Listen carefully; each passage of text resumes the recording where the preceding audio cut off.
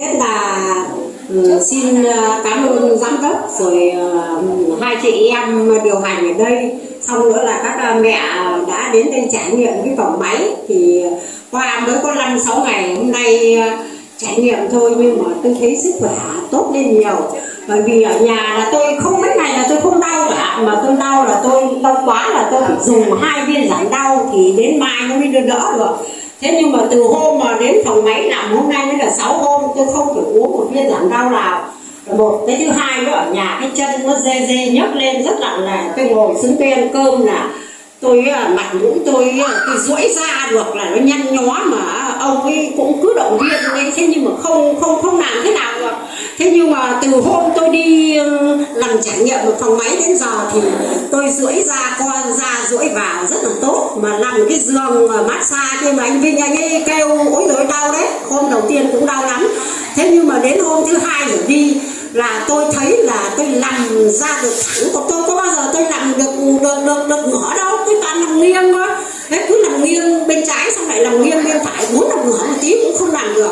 Thế nhưng từ hôm tôi đi làm phòng máy giờ là tôi nằm ngửa được vậy. Được 6 ngày rồi, đi đến thứ 6 này là 1 tuần đấy, là mai là 1 tuần đấy. Thế là được như thế là nằm ngửa ra được. Mà tôi cũng bảo với chồng tôi là tôi co ra duỗi vào rất là dễ dàng. Thế nên ông cũng phấn khởi, ông bảo ông cũng đi đấy, nhưng mà cũng bảo là vài ngày nữa bà cứ đi vài ngày thì tôi đi.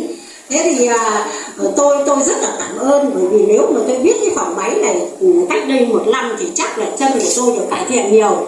Thế nhưng mà vì là em tôi nó bảo mọi khi, nhưng mà cũng lại cứ bấn víu cháu chắc. Thế rồi là tôi cũng mới đi viện 20 ngày về chứ không phải là không. Thế nhưng mà đi viện xong thì người ta chỉ xoa bóp bằng tay thôi, không thể nào bằng máy như thế này được.